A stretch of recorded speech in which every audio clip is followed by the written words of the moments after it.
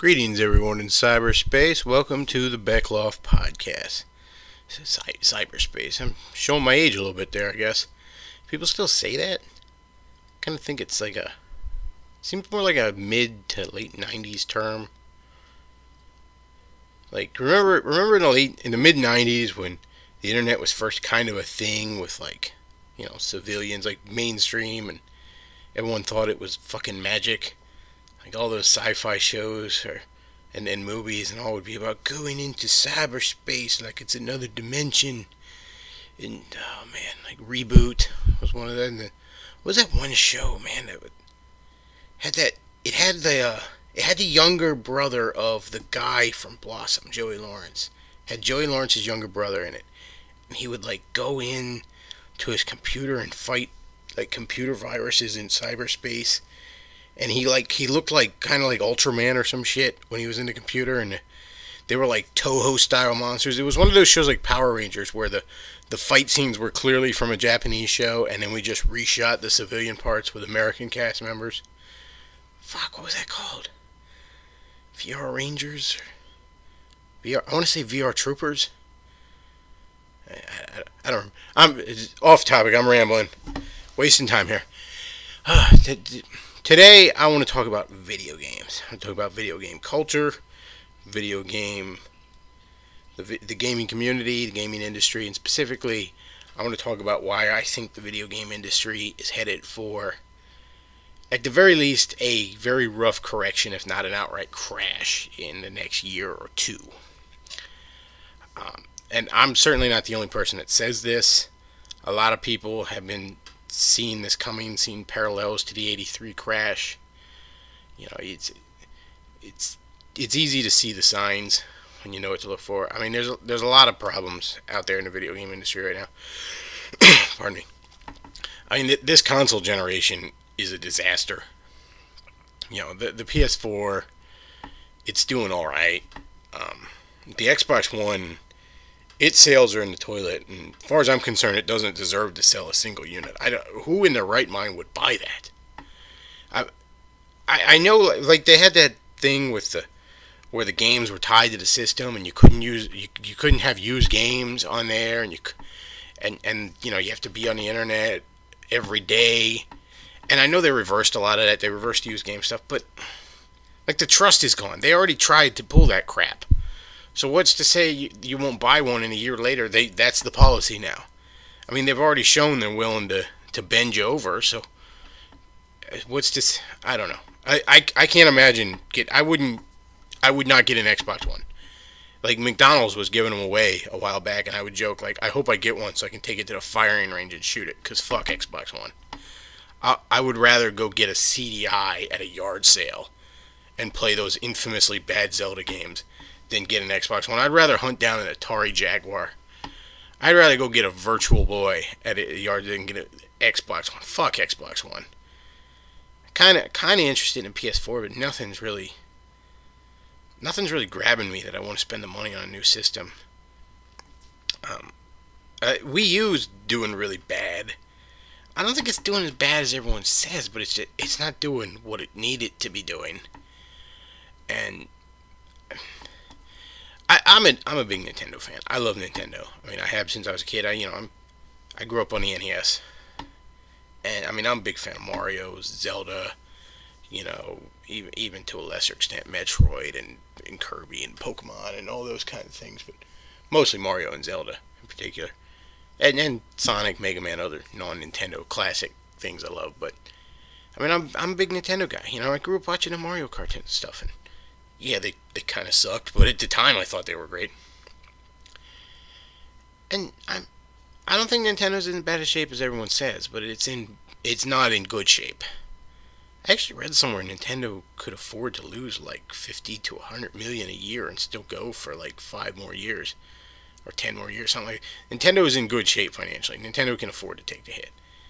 And I mean, I think the biggest problem with the Wii U is just the hardware. And I'm not the only one that said this, but I mean, there's games on the Wii U I wouldn't mind. I wouldn't mind getting the new Luigi game. I wouldn't mind getting the new Mario games and all, but I don't want to play them on a little iPad-looking thing, and I don't want to deal with 2 screens.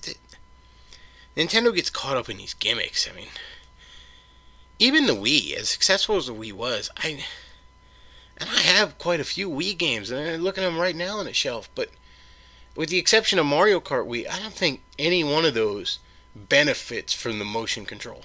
I really don't. I think a basic controller would have served any of those games better, except Mario Kart. It's cool on Mario Kart. And maybe there's other games that I don't have or haven't played that are cool in the motion. For the most part, the motion controller was crap. I mean, there were good games on the Wii. There's a lot of good games on the Wii. But they're just, well, it's because Nintendo has really cool IPs, you know? They have really cool franchises. I kind of think Nintendo should just focus on making games. Don't even bother with systems. Handhelds. Handhelds good, because they've dominated the portable, the handheld systems, basically since the Game Boy. I mean, I don't think anything's ever touched them. The only thing that was, I guess the Tigers were kind of competition to them, because they were so dirt cheap.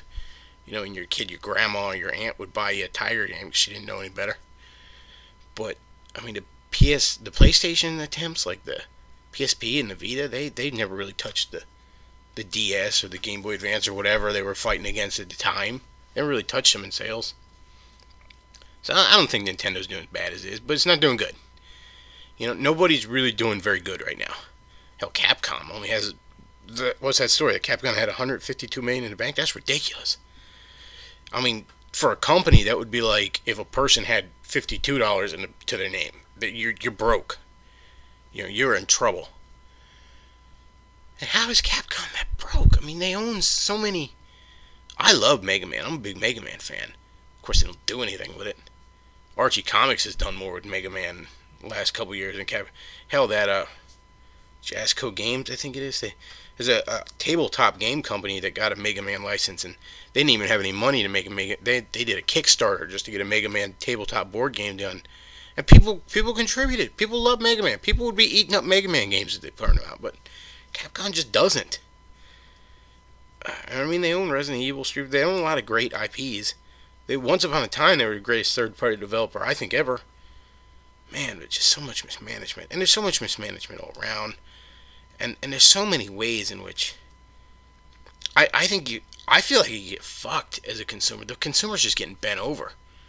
You know, I mean, the DLCs, you know, you buy a game, it should have everything. You shouldn't have to immediately go online and buy more shit for your game. You buy a fighting game, most of the characters aren't even on it. And it's not because they thought up those characters later. No, most of the time it's just, hey, let's stretch it out a bit. Let's nickel and dime you to death.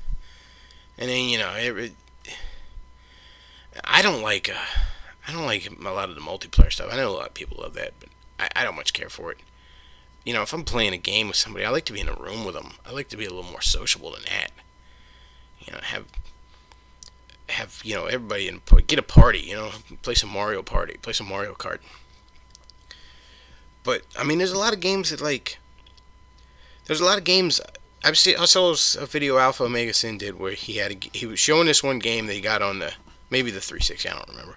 But he got it a couple years ago, and he said it's worthless now, because there's almost no single player thing. I think it's just a training mode on it, and there's no multiplayer now because the servers are all gone, because, you know, half the gaming audience doesn't seem to care about anything after it's a year old. So frustrating. But I think the companies are in a lot of trouble. They're fucking people over, and the consumers are starting to resent it. The consumers are starting to feel it, and they're not happy. And they're in financial trouble. This console generation is rough. Nobody's doing well. And a lot of people have said all this before. I'm certainly not the only person who said it. You know, another thing I think is the console, like, PC gaming has always had better graphics than consoles, but consoles have had it over, and it's a dedicated machine for it, you know, and it lasts. I mean, your PCs never last. PCs become obsolete in 2 years. Got to keep updating stuff. I mean, I dug out a couple of computer games from like 2000, and I can't play them because my PC won't run them. I assume there could be programs I could get to with that, but I don't know how. I don't know what to do to get them to run. But, you know, I dug out some PlayStation 1 games. I just pop them right in my PS2, which still works. Still working fine. And there it is. And that's That's a benefit consoles have had. But adding all this DLC, adding all this, I don't like digital only content to begin with. I mentioned this in the last podcast. I think if you don't have a hard copy, you don't own it. Period. It can be taken away from you in a snap of a finger if you don't have a hard copy. You can't really sell it. You can't really give it away. You can't do anything. You don't own it. You're renting it. You're renting it till the server goes down or your system dies or whatever. So I don't much care for digital only content to begin with. So I prefer a hard copy. I mean, I'll go hunt down expensive old cartridges of old games I want to play rather than use an emulator. I just don't like it.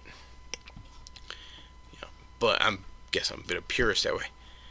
But the other reason I think that the video game industry is headed for a nasty crash, and this is one I don't hear talked about quite as much. I hear people talk about how consoles are trying to be PC lights, and that's not going to work out well for them. I hear people talking about, the game industry just boning you, and I hear that all the time. A lot of people talking about that. Not as many people are talking about this, and a few people are, but not as many. And that's the very, very, very sorry state of the gaming media. One of the things I think that was a big factor in the '83 crash was that there was no gaming media. There was no video game magazines. There certainly wasn't an internet. I mean, I guess the internet technically probably existed at that point, but, it was like military and universities only. There was no popular internet, And, so nobody had anywhere to go to figure out what games were good and what games weren't. And there was no control, like Atari and ColecoVision. They had no quality control over the third-party developers. Anybody could make an Atari game. And anybody and everybody did. I mean, companies that had nothing to do with electronics or video games or entertainment in general made, dog food companies made video games.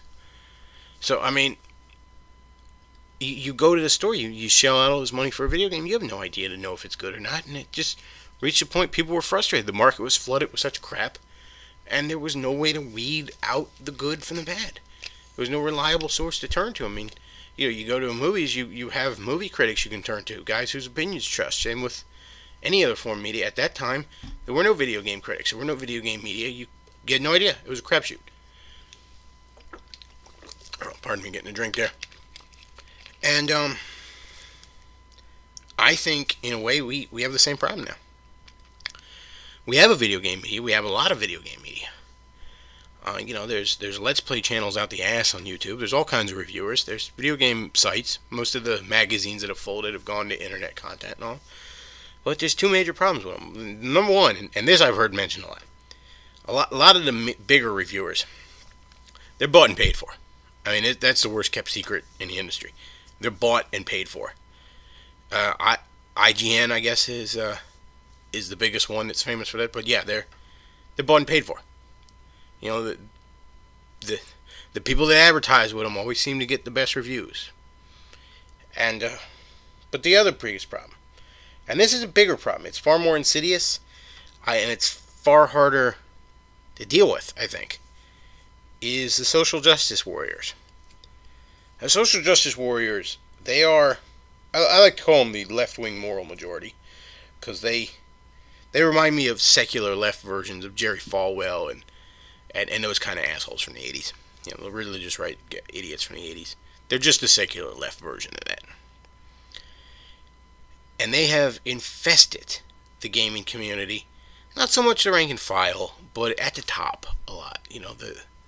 The gaming media. Like on a GameSpot, I think it was. There was that one tranny actually was bitching that Grand Theft Auto 5 was sexist. No, I'm not a huge fan of Grand Theft Auto games. I mean, I like them. I'm not by no means am I a Grand Theft Auto fanboy. But Grand Theft Auto 5 is one of the most immense games. I apologize. I think a grandfather clock's going on in the background. I'm sorry if you hear that. But Grand Theft Auto 5 is one of the most ambitiously immense games in the history of video games. practically. I mean, there's huge city to explore, all this stuff to do, and Grand Theft Auto, in the spirit of the series, is very subversive, both to left and right wing sacred cows. Oh, my phone going off, man. Very unprofessional here. Apologize. But Grand Theft Auto 5, just this ambitiously immense game, and you got this tranny on GameSpot. Oh, it's sexist, and meanwhile you get something like Gone Home, which is barely a fucking game to begin with, and they can't suck its dick enough.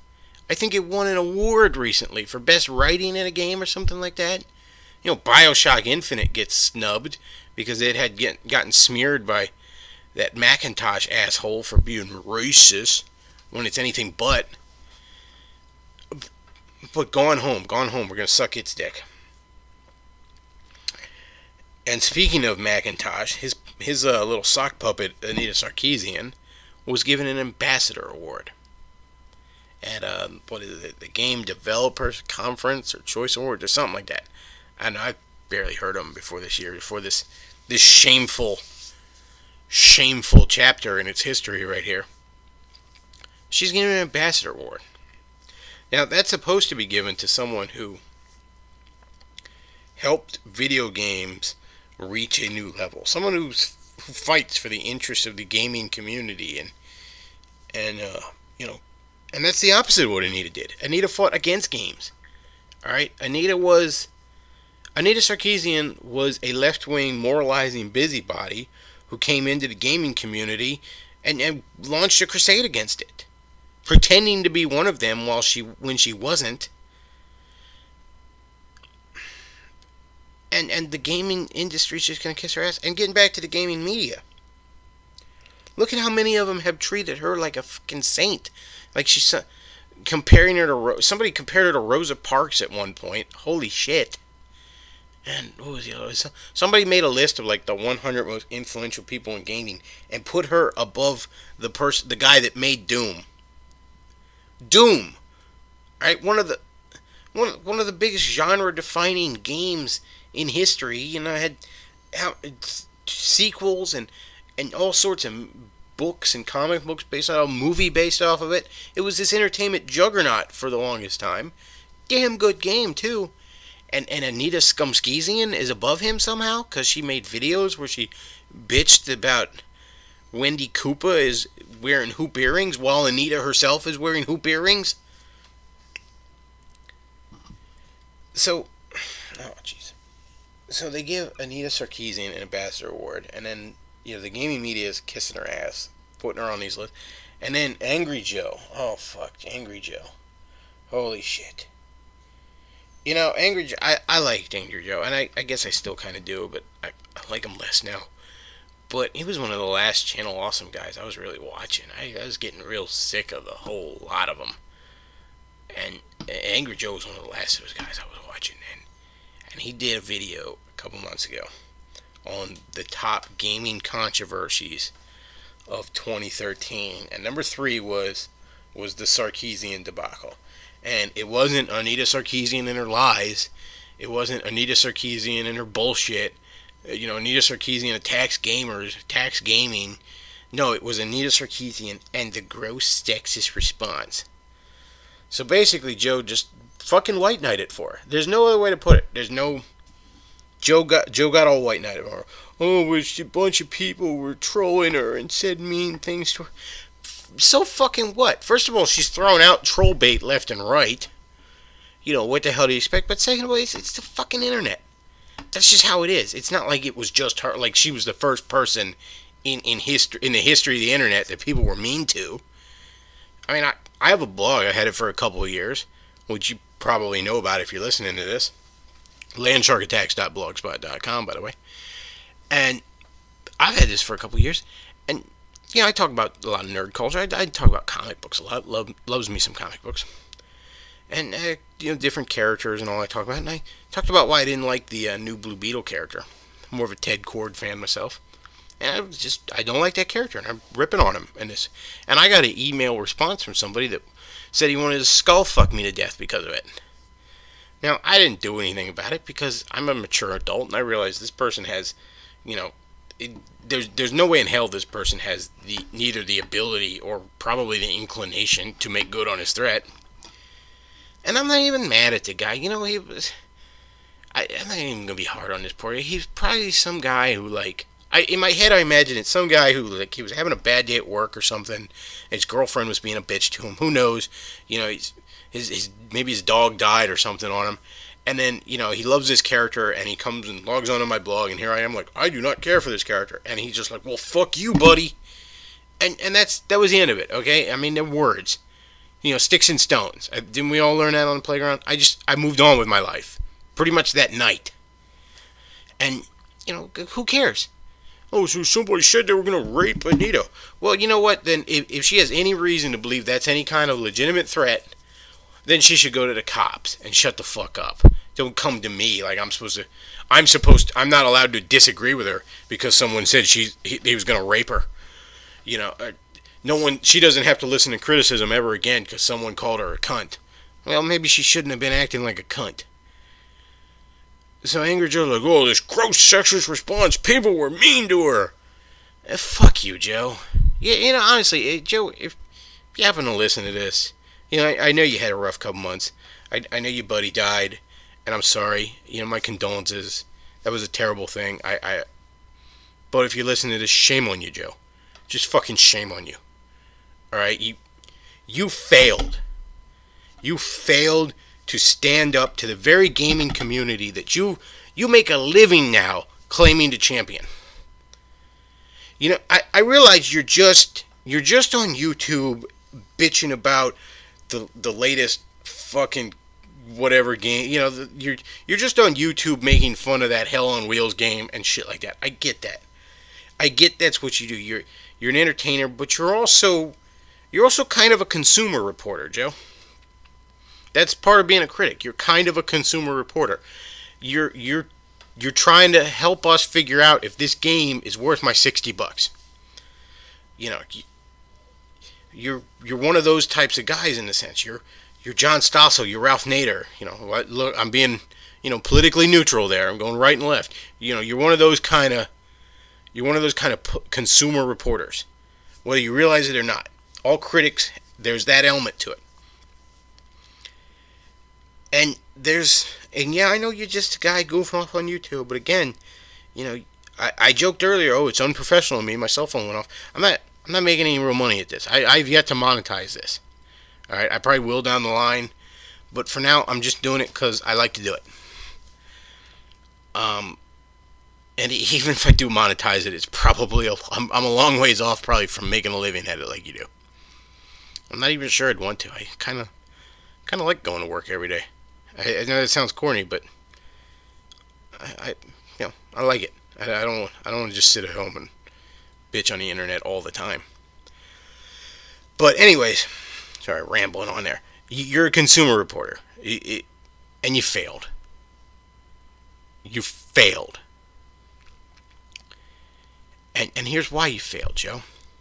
And I don't know. Do guys like this even really believe what they're saying, or are they just cowards? Are they just saying it because they're afraid of the pink mafia, the social justice mafia are gonna come at? Because they do come at you full force, especially somebody high up enough on the radar as Joe. But you failed. You failed to stand up to the very gaming community you claim to champion. And let's put it this way. Remember Jack Thompson a couple years ago? That right-wing douchebag who went on an anti-gaming crusade? The churchianity cocksucker? You know what the gaming community did to Jack Thompson? They treated him exactly as they should have. They treated him like the moralizing, busybody bully that he was. Well, Anita Sarkeesian comes along. It's the same damn thing. You know, it's inverse. It's quote-unquote right instead of left, but it's the same damn thing. It's a moralizing busybody looking to push their social agenda and everybody. A damn bully. And what do? You can't get your tongue far enough up her ass, can you? You're giving her fucking awards. You know, Joe is white knighting for her. And to be fair to Angry Joe, let's be fair. he did point out her lies. He did point out a couple of the absolutely demonstrably proven lies that she's been caught in. And he did say she should apologize to him. But he very much said those as the footnote. Like, that wasn't the point. The real problem was somebody called her a cunt. You know, well, again, maybe she shouldn't have been acting like a cunt. I don't know what to tell you. And you know, and don't call me a misogynist, because guess what? Criticizing one fucking woman based on her behavior is not misogyny. Any more than criticizing one man of one race means you hate that entire race. It doesn't work that way. You can't hide behind that. But I mean, these guys, they fail. And it's not just Anita. She's just the best example. It's always caving to these social justice warriors. You know, it's criticizing Grand Theft Auto because it made your pussy hurt, but it's giving an award to Gone Home. And oh man, you gotta stop these guys. You gotta stop these social justice warriors, because they're a virus. They're gonna get in and destroy the host. And next thing you know, the only games you're gonna be able to buy are Gone Home and Depression Quest, and nobody wants to play those. Nobody in their right mind wants to play those. So the gaming media just failing. I mean, handing an award to Anita Sarkeesian, that's ridiculous. The industry, so they're just failing. So what ends up happening? Well, most of the gamers, they're not, and I'm not saying they're all hardcore right-wingers or libertarians or manosphere people. No, but you know what? Most of them aren't social justice cocksuckers either. Most of them just want to play a game in peace. Nothing is safe from them. You know, one of them got into the whole Mighty Number 9 thing. Who knows how badly she's fucking infecting it. You know, one of them's working on the Mighty Number 9 project. And, you know, poor schmucks, and I missed it. I didn't have any money when the Kickstarter was going on. Otherwise, I probably would have donated to it. But these poor schmucks gave all this money because they just want to play a Mega Man game again, because Capcom's got its head too far up its own ass to give people what it actually wants. And they just want to play a Mega Man game. So we create Mighty Number 9. And you get these social justice warriors in there. This one that's in there, this feminist twat who thinks Anita Sarkeesian is a hero. What the hell was her name? I don't know. Look up the Internet Aristocrat video, Mighty Number Nope or something, Mighty Nope or something like that. He got into it in full detail, but you just want to play a damn Mega Man game, and you can't because they just, if somebody's having a good time, they got to shoehorn their fucking agenda into it. God forbid somebody just want to play a fucking Mega Man game. Well, no, that's not good enough. It has to. God forbid anybody be having fun. Because if there's one thing social justice warriors can't fucking stand, it's fun. It's people having a good time. You better check your having a good time privilege, because they're going to come after you. We're getting sidetracked. This is why I think the gaming industry is headed for a rather nasty crash. I don't think it's catering to consumers anymore. Not really. I think it's fucking consumers left and right. I think the games themselves, so many of them are crap. Oh man. It's not just a social, there's just a creative bankruptcy in that. I don't know. I mean, maybe it's my own nostalgia, but some of the games from like when I was a kid, I mean, Sonic and Mega Man, Mario, Zelda, Metroid, Final Fantasy, the original Final Fantasies, and not now that it got way up its own anime style ass where everybody looks like they just got back from a rave. But early Final Fantasy and Street Fighter, Mortal Kombat, man, Doom, games like that, and you could just go on and on. Even lesser known stuff like Rocket Knight and all. These are beloved classics to this day. Kids can play them and still love them, and it's just, I don't see a lot of games anymore like that. I don't see a lot of games anymore that have that kind of heart. I guess that's one of the reasons I like Nintendo so much. Nintendo is one of the few places out there that I think cover that great middle ground of true family entertainment. Anybody can entertain kids. Anybody can fart out something the kids like. because kids are kind of stupid. Let's face facts. But to make something that somebody of all ages can enjoy, true family entertainment, that's so hard to do. And I mean, it kind of reminds me of like Pixar for movies and all. You know, anybody of any age can enjoy Pixar, and anybody of any age can enjoy Mario game. You know, Nintendo cranks out stuff that's fine for kids, but still has some depth of story to some of it, like Metroid and Star Fox and whatnot. And I don't see a lot of that. I see either like just these generic cookie cutter brown and gray Space Marine FPSs, or I see Candy Crush being played on Facebook. I don't see a lot in the middle anymore. I don't see a diversity of, and I don't mean diversity in a bullshit, social justice. Let's make the main character a black transsexual in a wheelchair just cause. No, I mean diversity of storytelling, which may include, hey, sometimes a story needs a black transsexual in a wheelchair. But just diversity of storytelling, not that kind of diversity for its own fucking sake. And I don't see a lot of that in the gaming industry anymore. I really don't. I mean, there's some. I see less of it. I see a lot less of it. I see a lot of stuff being cranked out.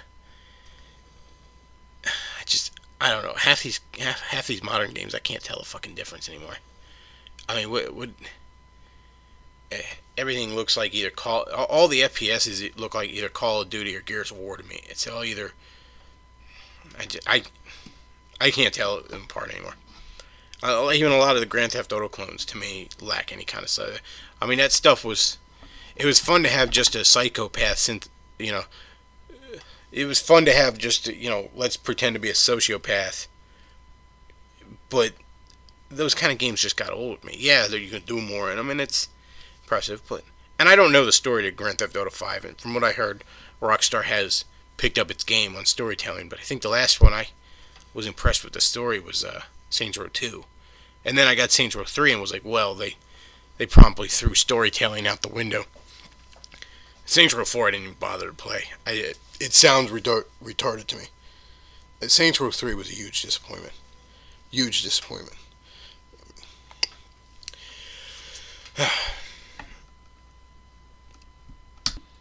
Well, since I've been talking about Nintendo a lot, I want to talk about what I think Nintendo can do to turn it around.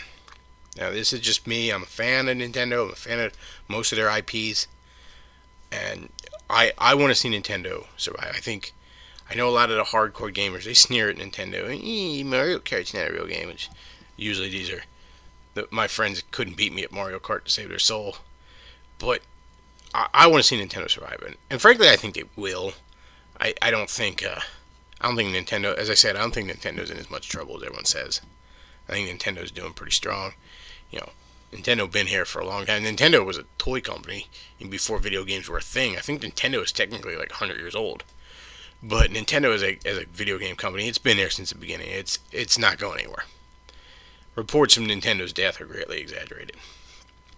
But as a Nintendo fan, what I would like to see them do. Number one, I would like to see Nintendo branch its IPs out into cartoons, out into other media, comic books, what have you. And I know they did cartoons before. And they had some success with the Mario cartoons and the Zelda cartoon. And I think there was a Kirby cartoon at one point. There was a really awful Donkey Kong Country cartoon, which you should check it out on YouTube. The animation, it's like early computer animation. It's horrendous. Like the polygons that make up the characters constantly clip in and out of each other. Like there's times where like the head of a character looks like it's like half coming off. It's horrendous, and the writing on it is not much better. I know it's a kid's cartoon, but again, that doesn't excuse it. There's lots of kids cartoons out there that adults can enjoy because they're still smart and well written. A lot of people like stuff like Adventure Time and whatnot. I used to like the Powerpuff Girls and Kim Possible back when those were on, and I was older than the target audience, but I still thought they were cute cartoons. I like to watch them. I'd like to see Nintendo get into cartoons more. I'd like to see them. I mean, imagine if the guys that do like Adventure Time would do like Adventure Time, a regular show, would do a Mario cartoon. They'd be perfect for that. Or get some studio that's good with like fantasy action to do Zelda, or go to Sci-Fi Action and do Metroid. Any one of those would make fine cartoons. Hell, even Kirby or Donkey Kong would probably make fine cartoons. A little more effort into it than past times. But, I mean, Nintendo's had great success with some cartoons. The Pokemon cartoon, for example, I mean, I watched a little bit of it when it was originally on, but it's actually still going on. It's like 15 years old or something like that, and it's still going on. It's probably one of the longest running, continuous kids cartoons in history. It's arguably, it might even be more successful than the games at this point.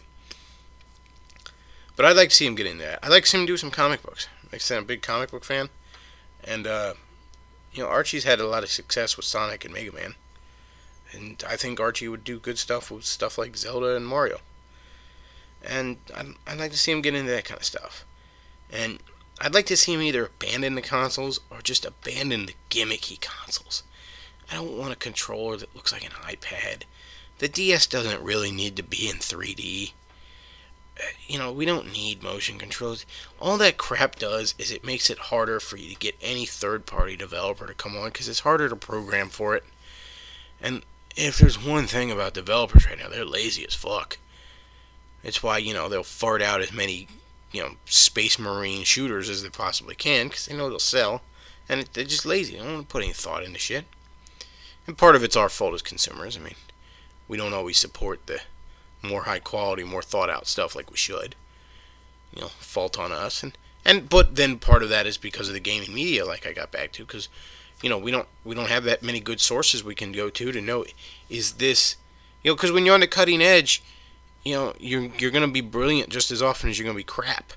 And we don't have as many good sources as we should to go to say, is this really worth my money? I mean, I've watched Angry Joe before. I've agreed with a lot of his opinions, but I don't trust him as much as I used to after the whole Anita thing.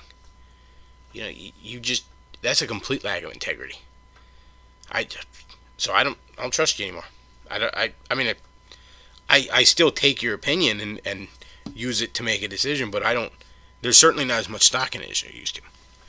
So stop getting sidetracked there. Stop with the gimmicky system. Just crank out a basic system. And how hard is that?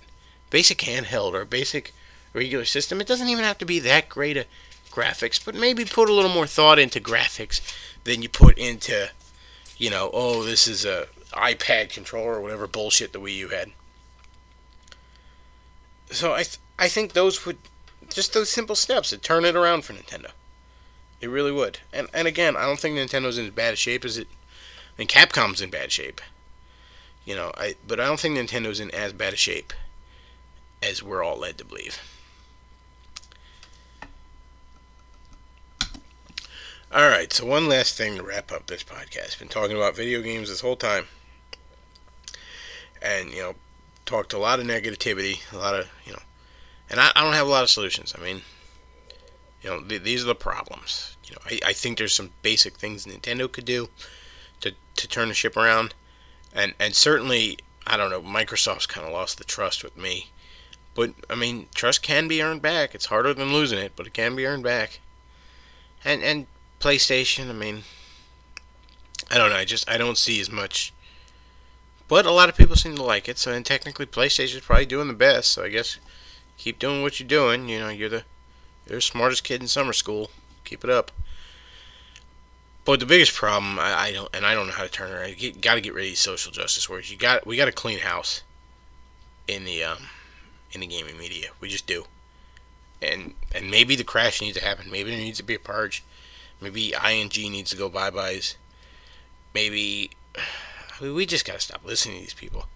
There's got to be a price to be paid for. I mean, look, it's one thing if you support some of the positions somebody like Anita Sarkeesian takes, but you have to at least turn your back on her for the lack of integrity, for all the lies she's been caught in, for just the scamming and what you gotta draw a line at that at least. And people like her, man, and these social justice warriors in general, you can't let them infect things. You can't let them get their footing. And the cowards, the quislings that want to fucking kowtow to them, which I think is what guys like Joe were doing. You gotta make them you gotta punish them for it. You gotta punish them. Stop clicking on their sites. You know, speak out against them. Call them out on it. Call them out on it. Say, hey, look, you're being a pussy white knight faggot right here. Because ain't nothing worse than a white knight. All right, white knights are the reason the Anita Sarkeesians of the world are able to get away with the shit that they do. But I don't know. I like I said, a lot of negativity. So let's end it on a high note. If you're a Mega Man fan, if you were ever a Mega Man fan, if you ever liked the games, if you grew up on them, if you still like them to this day, I'm going to give you a recommendation. And if you're a Mega Man fan, maybe you even are checking it out. But you got to check out the Mega Man comic book that's going on right now. It's just fantastic. As I said before, it's easy to do. It's easy to do kids entertainment. It's harder to do family entertainment. It's harder to do something that a kid could enjoy, or an old cynical nerd like myself can enjoy. And the Mega Man comic over at Archie Comics right now is just that. For the most part, and it's had different artists and it's run so far, but for the most part, the art is fantastic. The writing is superb.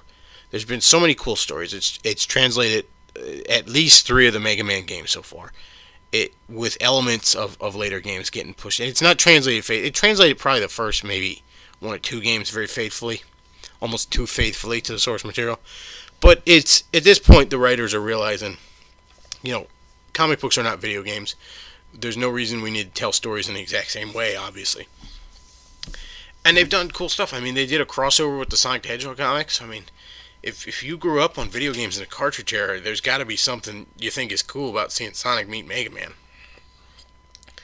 They're doing Mega Man X backup stories, and that's going to lead into a Mega Man X crossover. And I suspect probably, though it hasn't been announced yet, I suspect there'll probably be a Mega Man X series spinning off of this. But they're doing cool shit. The Mega Man comic is fantastic.